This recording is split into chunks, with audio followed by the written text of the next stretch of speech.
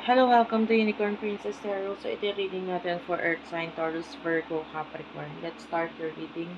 By the way, if you want to book a reading, meron akong available pero hanggang 10 lang yung i-accept ko kasi medyo busy yung aking schedule. Pero meron konting time.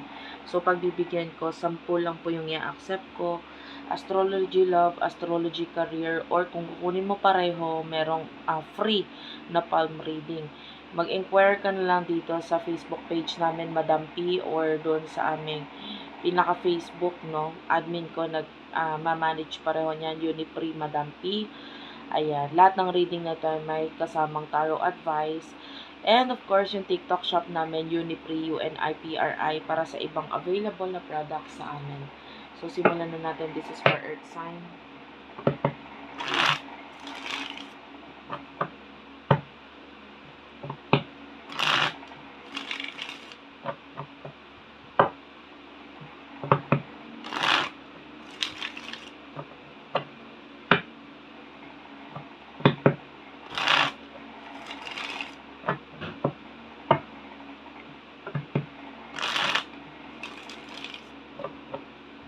Earth sign. So, you do have the Ten of Swords, the Six of Wands. So, nakita tayo ng problem sa'yo ngayon. Medyo nahihiya ka, natatakot ka. Yung iba, pwedeng nagkakaroon ng ending. You do have here the Emperor. Pero magaling ka, matalino ka eh. No, madiskarte ka. Pero ngayon, syempre, hindi natin maiwasan. Buhay eh. Alam mo naman, kasama sa buhay yung problema, pagsubok.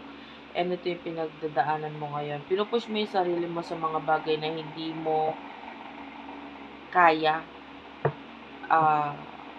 I feel like hindi kaya pagsabay-sabayin or hindi mo kaya. But I feel like kaya mo ginagawa yun kasi may mga bagay kang gustong matapos na. Okay? And yeah. Person nakakonect mo pagdating sa love sino to.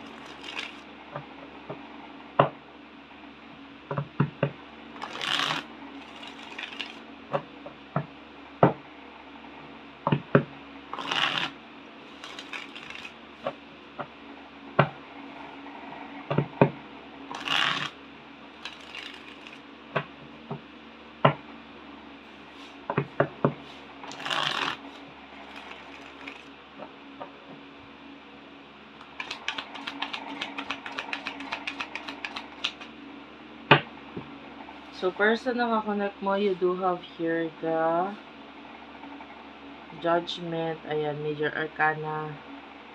The Judgment, Six of Swords. The Moon. This is Pisces energy. Major Arcana, Seven of Pentacles, Taurus, Virgo, Capricorn. Aries, Leo, Sagittarius with the Knight of Wands. Marami to, no? Three of Wands, pero naramdaman ko yung energy na this is your person. This is your person's energy. Two of Pentacles.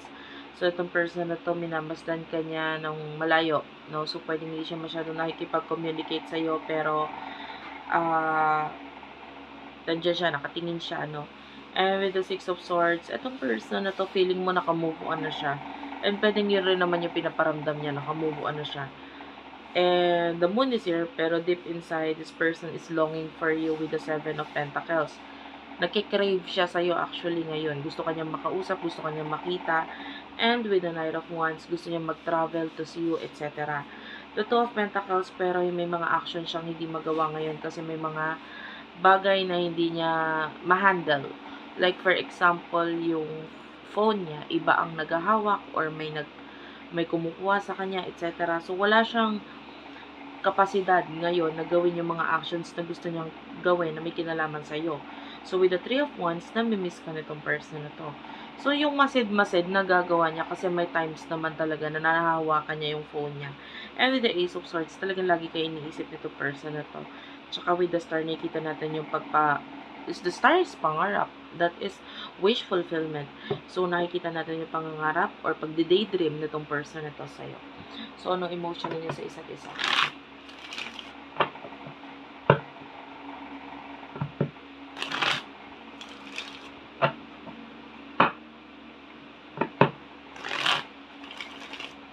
Emosyon ninyo sa isa't isa.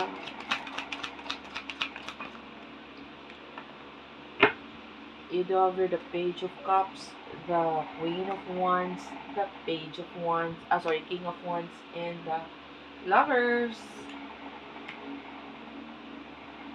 Gusto kong kumuha ng mutual energy for the both of you, okay? You do have here the Empress. So, pareho ninyong gusto yung isa't isa, physically attracted sa isa't isa, no? And the Page of Cups, I feel like this is your childhood lover or meron kayong mga childhood memories together, like mga teenager years ninyo. Queen of Wands, sa ngayon, may mga bagay kang binubuo sa sarili mo, inaayos sa sarili mo. You're trying to fix yourself, your business, your finances. So, nakikita natin na dito yung focus mo. So, emotion ng person na to sa'yo with the Lovers, okay, makikita natin there's a third-party relationship, so pwedeng may karelasyon to person na to. Pero hindi siya attracted doon. Mas attracted siya sa'yo. Kasi you are someone na maraming alam sa buhay. And because of that, na-attract mo siya. Kumbaga, ang hirap na hindi ka gustuhin eh. You know this, you know that, you know this, you know that. Parang ang dami mong alam na yun yung mga bagay na hinahanap ko sa isang tao na makakapareha. And then, this person, hindi niya yung nakikita dun sa kapartner niya. Okay, let's say physically attracted siya dun sa tao. Pero, yung physical attraction kasi, natatanggal yun eh. Nawawala yun. 'Di ba? Sa isang relasyon, hindi mo pwedeng sabihin gusto mo siya ngayon, gusto mo siya bukas, sa susunod na araw, gusto mo siya. Dahil pwedeng nawawala yung attraction dun sa tao. Kung sa attraction. Pero ikaw, nakikita niya yung wisdom sa'yo, everything, kaugalian, nagugustuhan niya yung everything about you is perfect. And may mga pagkakapareho kayo kumpara dun sa person na kakonect niya. And with the King of Wands, yeah, you are the Queen of Wands. This person is the King of Wands. So, ayun, nakikita natin na marami talaga kayong pagkakapareho ng person ito. Lalo na with the Empress, no? You're mirroring each other. Ayan. And, yeah. Ngayon, pwedeng nagkakaroon ka ng struggle regarding financially. Especially may mga taong kumukonek or nakikipag-communicate sa'yo, no? Calling you, nakakita tayo ng mga emails na kaya napipilitan kang mag-take ng action regarding sa kung paano mo aayusin itong mga bagay na ito. So, nakakita tayo ng mga ganyan ngayon. So, what will happen in the future for you?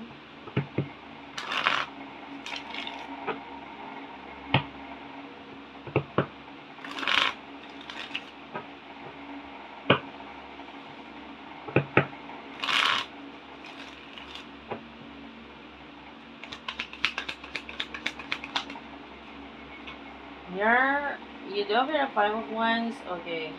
The Two of Swords. Nakakita tayo dito ng pag-aaway, pakikipag sagutan with someone. And that is part of life, no? Parang imposible namang hindi ka magkaroon ng kaaway sa buhay mo. Pero nakita natin meron. And you do have the Sun, the Four of Swords, Gemini, Libra, Aquarius energy, the Queen of Swords. I mean, itong person na to talagang nakikita natin yung pagpigil or may lumalaban talaga sa kanya para magawa niya yung mga actions na gusto niyang gawin na may kinalaman sa'yo. With the Sun, because of this, magkakaroon ng clarity yung person na to sa kung ano talaga yung intentions at pagkagusto na nararamdaman niya sa'yo. Kasi maaaring in the past, hindi siya naging magklaro pagdating sa bagay na yon. So, regarding dito sa makakaaway mo, let's get energy or cards para dito. Clarify natin. Ace of Pentacles. Tell me about this. Yeah, pwedeng may makaaway ka regarding documents or what.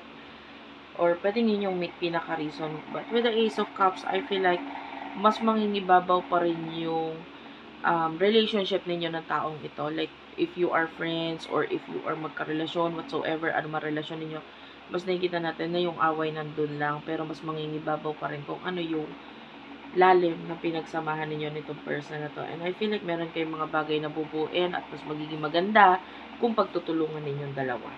Okay? So, ang sinasabi sa'yo ng reading na to is be more patient with the Temperance card. Huwag ka masyadong padalos-dalos sa salita sa mga actions mo. And with the Justice card, pagdating dito sa bagay na to, be more communicative, no? Lalo na sa mga area na may kinalaman sa law, may kinalaman sa documents, etc. Mas maging communicative and cooperative ka lang dito at hindi natin, nakikita natin malalagpasan mo to. Thank you for watching. I love you all guys and bye-bye.